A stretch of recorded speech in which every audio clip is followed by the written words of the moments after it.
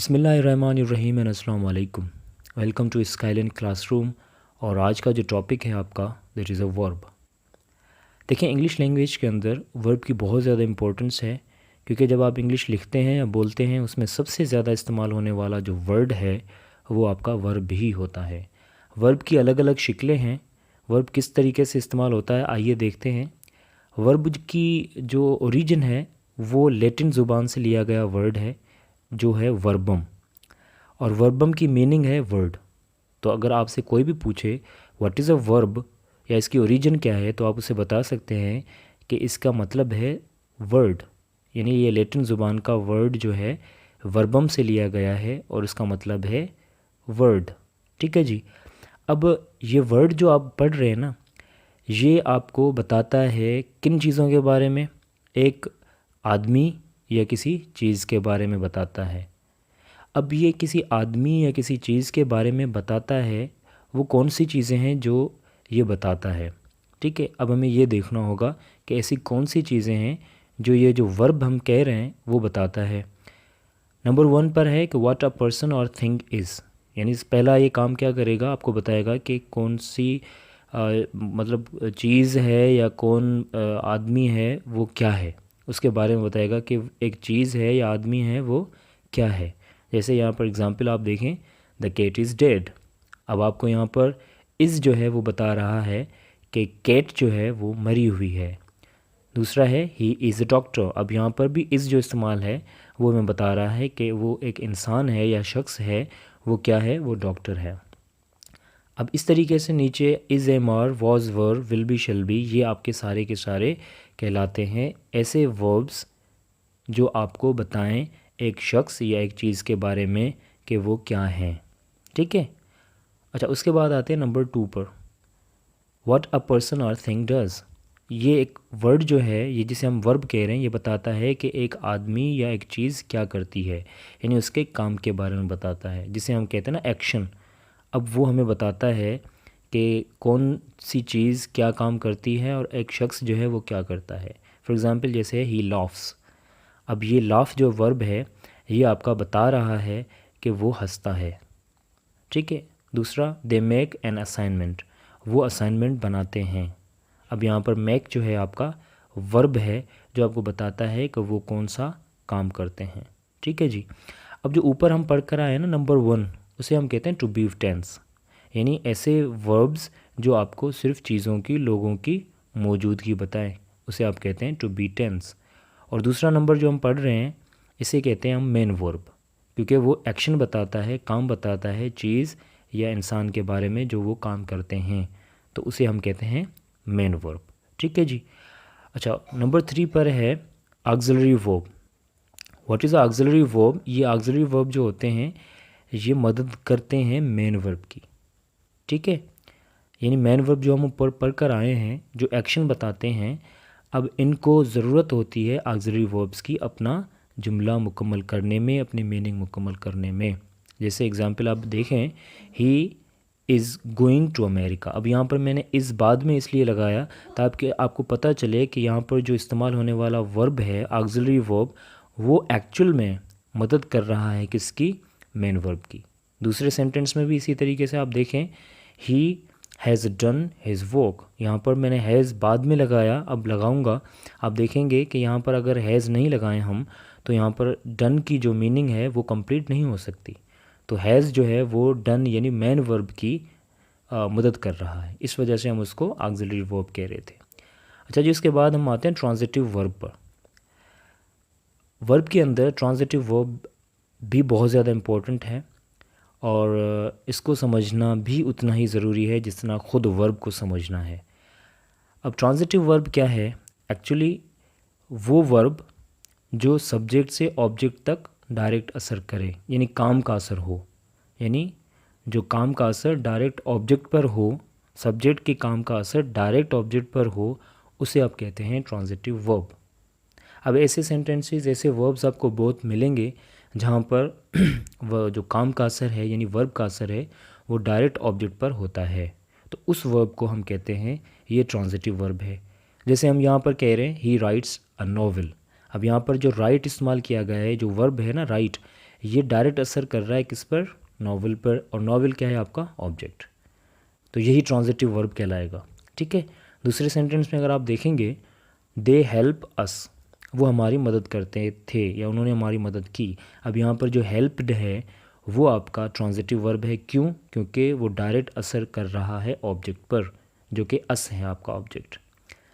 उसके बाद आते हैं जी इंट्रांजिटिव वर्ब पर। ट्रांजिटिव वर्ब अगर आप समझ लेते हैं तो इंट्रांजिटिव उसके बिल्कुल अपोजिट है, वो आसान हो जाएगा आपको समझना। अब ये क्या होगा कि यहाँ पर जो सब्जेक्ट का काम मतलब है, उसका असर जो है ऑब्जेक्ट पर नहीं जाएगा, ठीक है जी। यानी काम का जो असर है, वर्ब का जो असर है, वो ऑब्जेक्ट पर नहीं जाएगा, तो उसे आप क्या कहेंगे, इंट्रांजिटिव वर्ब। अब ऐसे सेंटेंसेस जहाँ पर सब्जेक्ट के काम का असर ऑब्जेक्ट पर ना हो, तो वहाँ पर हमें कैसे पता चलेगा। अब पता चल करने के लिए हमें 3 चीज़ों को समझना ज़रूरी है। या तो सेंटेंस के अंदर ऑब्जेक्ट की जगह पर एडवर्ब आ जाए, जैसे ही रेन वेरी फास्ट, ठीक है।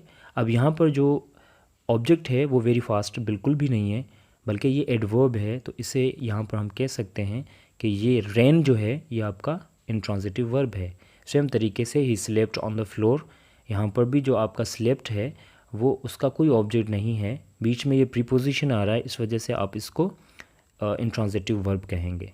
ही लाफ्ड, यहाँ पर ऑब्जेक्ट है ही नहीं, यानी या तो ऑब्जेक्ट आए ही नहीं, या फिर ऑब्जेक्ट की जगह पर एडवर्ब आ जाए, या ऑब्जेक्ट और वर्ब के बीच में प्रीपोजिशन आ जाए, तो ऐसे सारे के सारे वर्ब्स जो हैं तकरीबन इंट्रांजिटिव वर्ब्स कहलाते हैं, ठीक है। आपको इंग्लिश लैंग्वेज के अंदर फ्लेक्सिबल होना पड़ेगा, क्योंकि बहुत सारी चीज़ें रिजिड नहीं भी होती। आप देखेंगे कि बहुत सारे इंट्रांजिटिव वर्ब्स ट्रांजिटिव भी इस्तेमाल होते हैं। आप ऐसा कभी नहीं कह सकते कि जो इंट्रांजिटिव वर्ब्स हैं वो कभी भी ट्रांजिटिव में इस्तेमाल नहीं हो सकते, वो बिल्कुल हो सकते हैं, ठीक है जी। अब हम आते हैं, most verbs can be used both as a transitive and intransitive, ठीक है। ये तो एक कॉमन सी उसकी खासियत है वर्ब की कि आप उसको ट्रांजिटिव में भी इस्तेमाल कर सकते हैं और इंट्रांजिटिव में भी कर सकते हैं, मगर मज़ा तब है जब आप देखेंगे कि इंट्रांजिटिव को, जो प्योर इंट्रांजिटिव हैं, उनको भी आप ट्रांजिटिव में इस्तेमाल कर सकते हैं आगे इंशाल्लाह। अब यहाँ पर एग्जांपल देखें, द एंड्स फॉट द वेस्प्स। अब यहाँ पर जो फॉट है वो आपका ट्रांजिटिव वर्ब है, क्योंकि ऑब्जेक्ट उसका क्लियर है, वेस्प्स, ठीक है। पर यहाँ पर दूसरा सेंटेंस देखें, सम एंड्स फाइट फ्यूरियसली। अब यहाँ पर जो फाइट है आपका इंट्रांजिटिव है, क्यों, क्योंकि फ्यूरियसली उसका कोई ऑब्जेक्ट थोड़ी है, वो आपका क्या है, वो तो एडवर्ब है, ठीक है। तो फाइट दोनों सेंटेंस के अंदर ट्रांजिटिव में भी इंट्रांजिटिव में भी इस्तेमाल किया गया है, ठीक है। सेम तरीके से ही रेंग द बेल। अब यहाँ पर रेंग जो है ट्रांजिटिव में इस्तेमाल हुआ, सॉरी, और दूसरे में अगर देखें द बेल रेंग रैपिडली, यहाँ पर इंट्रांजिटिव में इस्तेमाल हुआ। तो बहुत सारे ऐसे वर्ड्स आपको मिलेंगे, वर्ब्स मिलेंगे, जो कि आपको दोनों के अंदर इंट्रांजिटिव दोनों के अंदर इस्तेमाल किए जाएंगे और देखेंगे आप। उसके बाद है जी, come, go, fall, sleep, die, lie can never be transitives, यानी इनको आप कभी भी ट्रांजिटिव में इस्तेमाल नहीं कर सकते। हाँ, मगर एक केस है उसमें आप इसको कर सकते हैं, वो मैं इंशाल्लाह आपको आगे बताता हूँ कि कैसे आप इंट्रांजिटिव को, यानी गो को, कम को इस्तेमाल कर सकते हैं। अच्छा, उसके बाद है reflexive pronouns used as object use verb intransitively, यानी अगर ऑब्जेक्ट की जगह पर आपका रिफ्लेक्सिव प्रोनाउन आ जाए तो वहाँ पर भी आपका जो वर्ब होगा वो इंट्रांजिटिव ही होगा, ठीक है। अब रिफ्लेक्सिव प्रोनाउन क्या है, जहाँ पर आप सेल्फ का इस्तेमाल करें, ठीक है, जैसे माई सेल्फ है, हिम सेल्फ है, देम सेल्स है। तो अब यहाँ पर एग्जांपल देखें, द मैन किल्ड हिमसेल्फ। अब यहाँ पर हिमसेल्फ जो है ऑब्जेक्ट की जगह ले रहा है, हालांकि ये ऑब्जेक्ट नहीं है, मगर ऑब्जेक्ट की जगह पर इस्तेमाल किया जा रहा है, इस वजह से हम इसे क्या कह रहे हैं, इसे कह रहे हैं कि यहाँ पर जो वर्ब इस्तेमाल किया गया है किल्ड, वो आपका इंट्रांजिटिव है, ठीक है जी। ये जहन में रखना है कि रिफ्लेक्सिव प्रोनाउन इंट्रांजिटिव वर्ब के तौर पर इस्तेमाल किए जाते हैं। उसके बाद है बबल बर्स्ट इटसेल्फ। अब यहाँ पर इटसेल्फ है आपका रिफ्लेक्सिव प्रोनाउन, इस वजह से बर्स्ट जो है आपका क्या हुआ, इंट्रांजिटिव वर्ब। दूसरा आप देखें, the guest made themselves merry. अब यहाँ पर भी जो मेड है वो आपका इंट्रांजिटिव वर्ब है, क्योंकि उसके बाद जो ऑब्जेक्ट इस्तेमाल किया गया है वो असल में रिफ्लेक्सिव प्रोनाउन है। तो ये जहन में रखना है आपने कि रिफ्लेक्सिव प्रोनाउन अगर ऑब्जेक्ट की जगह पर आ जाए तो वहाँ पर जो वर्ब ट्रांजिटिव भी होगा ना, वो भी इंट्रांजिटिव हो जाएगा, उसको कंसीडर किया जाएगा, ठीक है जी। अच्छा, उसके बाद आते हैं, ये मज़े की बात है, आपको समझने में मज़ा आएगा, इंटरेस्टिंग है कि इंट्रांजिटिव वर्ब्स को आप ट्रांजिटिवली भी इस्तेमाल कर सकते हैं। वो कैसे? पॉजिटिव सेंस में। ठीक है। अब जी पॉजिटिव सेंस के क्या मतलब क्या है? पॉजिटिव क्या है? इसका मतलब होता है अफेक्टिंग। ठीक है, प्रोड्यूसिंग एन इफ़ेक्ट, किसी दूसरे पर असरअंदाज होना, यानी एक्चुअल में उसकी मीनिंग वो ना हो मगर वो जो है ना असर सामने वाले पर या किसी चीज़ पर छोड़ रहा हो। अब ऐसे वर्ब्स हैं जो हैं तो आपके इंट्रांजिटिव मगर वो असर ज़रूर कर रहे होते हैं आपके ऑब्जेक्ट पर। अब देखें यहाँ पर वॉक्स, ही वॉक्स द हॉर्स। वैसे वॉक क्या मतलब क्या होता है? चलना, पर यहाँ पर है वो घोड़े को चलाता है यानी घुमाता है, वॉक करवाता है। तो यहाँ पर वॉक आपका क्या हुआ? ट्रांजिटिव। ठीक है, हालांकि वॉक आपका प्योरली इंट्रांजिटिव वर्ब है। अगर आप देखेंगे तो वॉक आपका, गो आपका, रन, ये सारे वर्ब्स जो हमने पढ़े थे ये प्योरली आपके इंट्रांजिटिव है मगर ट्रांजिटिवली भी इस्तेमाल हो सकते हैं, मैंने आपको आपकी बताया।